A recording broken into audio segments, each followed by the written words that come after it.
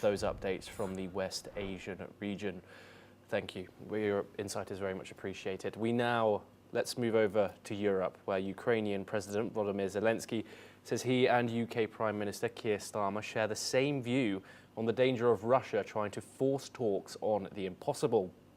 In a call, both backed continued pressure on Moscow and welcomed US-UK efforts to seek peace. London says it will host Western national security advisors on Saturday to discuss the war.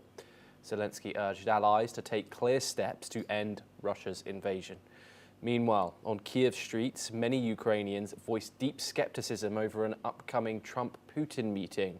Families of fallen soldiers and serving troops reject any territorial concessions, warning Putin will only demand more. Let's listen in to what a Ukrainian has had to say. Жоден військовий не погодиться на здачу територій, на відвід військ з українських територій. Моя думка така, що ці всі прапорці, вони не мають даремно бути тут поставлені. Це життя віддані за землю України. Якщо це дійсно станеться, якщо дійсно ми розмінна монета в кінці кінців будемо, ще таке питання, задля чого ми тоді наші копалини віддали, якби трошки не зрозуміло. Для того, щоб капітулювати тепер? Ну, це таке питання. Це взагалі на Аляскі в них буде зустріч. Ну, це для мене це взагалі нонсенс. Ми віддали все, тепер вони зустрічаються. Ну, це, вибачте, ну це просто посмішище якесь, не знаю. Я не знаю. We're now joined by Mark Sutherland. He's a geopolitical analyst, and he joins us live from London to discuss this further. Mark, first of all, before we get into the big development of today, we've just read a statement out from the Ukrainian president describing the relationship between the United Kingdom and Ukraine. Keir Starmer faces a lot of criticism in the United Kingdom for his domestic policy. However, how would you analyse his foreign policy, especially when it comes to the Ukraine conflict? It's understandable that he has the domestic criticism. Sorry, Thomas, good to be with you.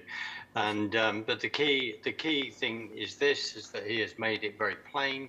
He's laid out the carpet to say, I am standing with Zelensky, standing with Ukraine, no matter what is constantly recycled here, constantly said, saying we need to increase the military within the UK, increase military within Europe, etc. He is totally that's his line. He's standing four square with Ukraine, but I mean, there must be part of him that wishes this war to end like the rest of us do, and that is the important thing here, Thomas. You and I have discussed this before. We want people to get round the table and have this discussion and to reach peace as a sustainable ceasefire as soon as possible. But that is Prime Minister Starmer's stance, to stand with the Ukrainian, to stand with Zelensky.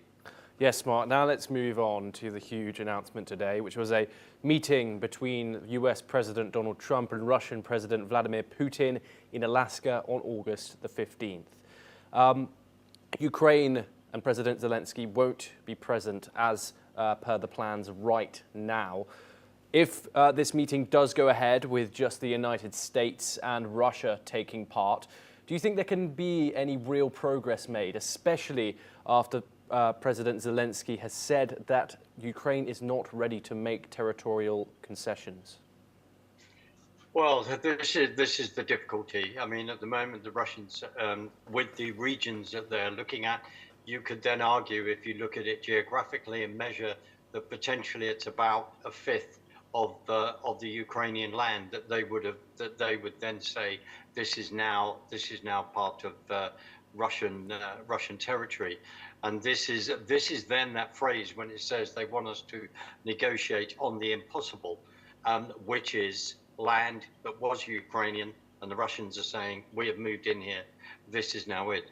The key thing, as we say, we need to get them round the table. There's been accusations to say that Putin has really pulled the wool over Donald Trump's eyes, President Trump's eyes. And then we've got all this by using things like the Ghost Fleet to constantly sell oil via boats that don't seem to be registered under the Russian flag, where President Trump has threatened using more and more sanctions against Russia to get, by using economic warfare in that sense, to get Russia to the table. The Russians press reporting saying, well, Russia has won here because President Zelensky is not going to be part of the negotiations. And as you have said in the earlier report about security analyst meeting in the UK today at evening, they will then putting all these people together to get the advice. We just have to hope and pray that, yes, they'll have that conversation with Putin, but then open the door to get Zelensky around the table. But the problem is, as President Zelensky has already said, we will not give up territory. Well, they have militarily, but this is not part of the negotiation. We want peace, but we want our land back. I suppose saying it that simply, and it is understandable, especially within all the devastation that's been caused since February 2022. Thomas. Yes, Mark.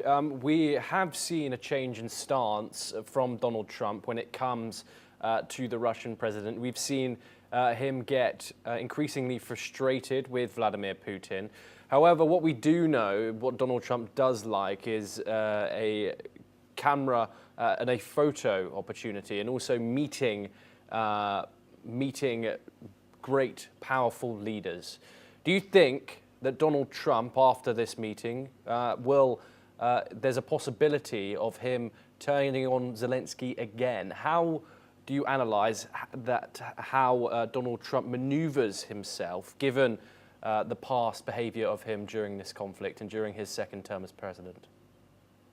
I believe that President Trump believes in relationships. There comes a point when he wants to negotiate this personally, takes it very, very personally. As you know, leading up to his second administration winning, he said, I will sort this war out in days. Sadly, he hasn't been able to sort this war out in days. It's taken 200 days so far. But he relies on those personal relationships. We saw, you remember the way President Zelensky behaved in the White House between the President Trump and Vance, Vice President Vance. I mean, in many ways, it was interesting for the camera, and it was an interesting insight.